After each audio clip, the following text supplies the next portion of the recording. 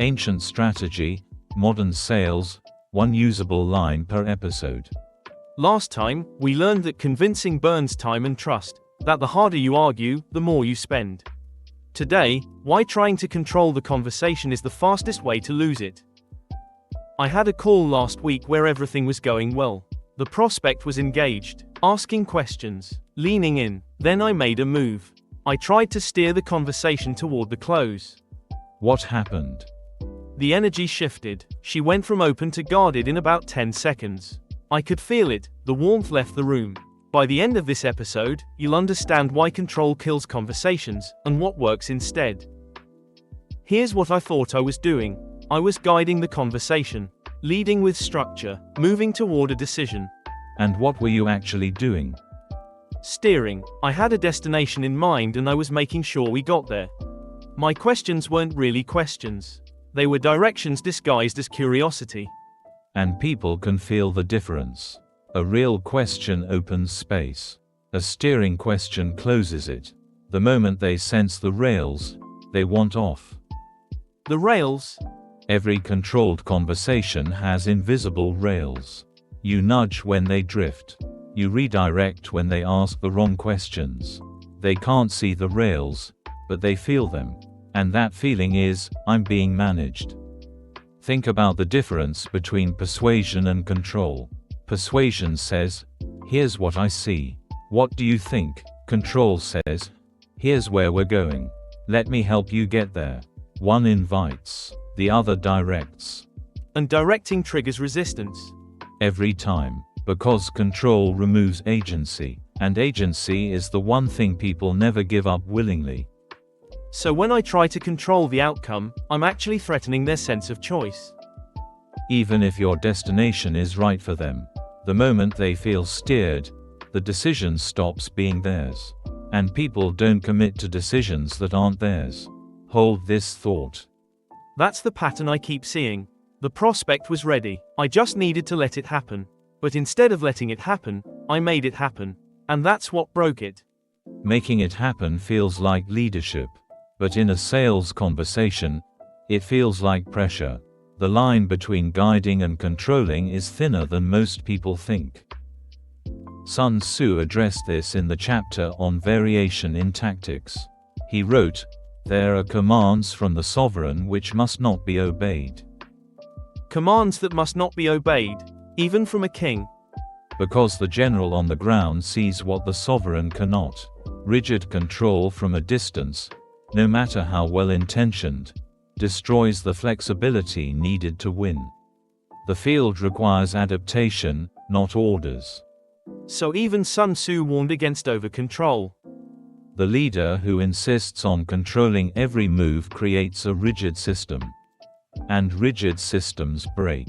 In sales, the rigid system is your script, your funnel stages, your predetermined close. The moment the prospect doesn't fit, the system cracks. And so does the deal. So what does control actually cost in a conversation?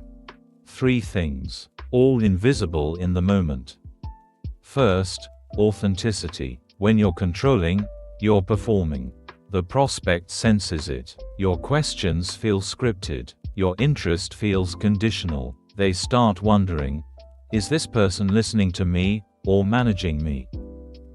Second, collaboration. A controlled conversation is a one-player game. You're driving, they're passengers. And passengers don't invest in the destination. They just wait for the ride to end. And third, ownership. If you control the process and they say yes, it's your yes, not theirs. And a yes that belongs to you won't survive the first internal objection. The deal closes, then unravels, because they never truly owned the decision. So the pattern is, I control the conversation, they disengage, I work harder to re-engage, and the whole thing becomes a performance instead of a partnership. And performance is exhausting, for both sides. The deals that stick are the ones where the prospect felt like a co-author, not an audience. So what replaces control? Presence. Instead of steering, follow. Instead of directing, respond. Instead of knowing where the conversation should go, let it show you. The best salespeople aren't conductors. They're jazz musicians. They listen and adapt in real time. Here's the reframe. Control feels like competence. It's not. It's fear. Fear that without structure, you'll lose the deal. But the deals you lose to control are the ones that were already yours, until you gripped too tight.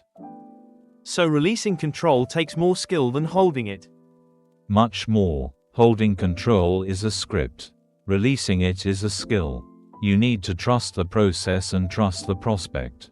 When you release control, you signal confidence. And confidence is magnetic. Because it says, I don't need to steer you. I trust where this is going. And that trust is contagious. When you trust the process, they trust you. But what about structure? Don't I need some direction in the conversation? Structure and control are different. Structure is a framework. It holds the conversation without squeezing it. Control is a script. It forces the conversation into a shape. Use structure, release control. Now, the one line for this episode. Let's hear it. Control creates pushback. That's the principle. When you notice yourself steering, nudging the conversation toward your preferred outcome, stop. Ask yourself, am I guiding or gripping? If you're gripping, open your hand. Let the conversation breathe. So the line is a grip check. Loose hands close more deals than tight ones. 2 more tools. When you feel the urge to steer, try this. Where would you like to take this? That hands them the wheel. And when they're driving, they're invested. People commit to journeys they chose, not journeys they were taken on. And the second? When the conversation drifts from your plan, instead of redirecting, say, that's interesting. Tell me more about that. Even if it's off topic. Especially then, what they bring up unprompted is what matters most to them. Follow it. The deal often lives in the detour, not the agenda. 3 tools. One that names the cost. Control creates pushback. One that hands them the wheel. Where would you like to take this? And one that follows their lead. Tell me more about that. All solving the same problem. Letting the deal belong to both of you. Let's lock them in. Here's my takeaway. Control feels like competence, but it kills collaboration. When I steer, they disengage. The fix isn't better control, it's more trust. Trust the process. Trust the prospect. Keep going. Sun Tzu said even a sovereign's commands must sometimes be refused, because rigid control breaks in the field. In sales, rigid scripts break in real conversations. Release the grip. Follow the conversation. The principle, structure holds. Control squeezes. Use one. Release the other. Drill zone. Come back here before your next discovery call. You're on a call. The prospect goes in an unexpected direction. Your instinct says redirect. What do you tell yourself? Control creates pushback. Again, like you've already decided to follow instead of steer. Control creates pushback. Good. Now the handoff. Where would you like to take this? And the follow. That's interesting. Tell me more about that. The sequence. The conversation drifts. First, internal reset. Control creates pushback. Second, hand them the wheel. Where would you like to take this? Third, follow their lead. Tell me more. Let the deal find its shape. Reset. Hand off. Follow. Let it find its shape. This week's test. One call where you normally steer toward the close. Instead, let the prospect lead for 5 minutes. Just follow. See where they take it. 5 minutes of following. 5 minutes. You'll learn more in 5 minutes of following than in 30 of steering. Which tool should I try first? Whichever fits the call. A. Control creates pushback. B. Where would you like to take this? Or C. Tell me more about that. Drop your pick in the comments. I read every one. What's next? The hidden tax of urgency. and why speed costs more than patience. Same calm tone, one usable line.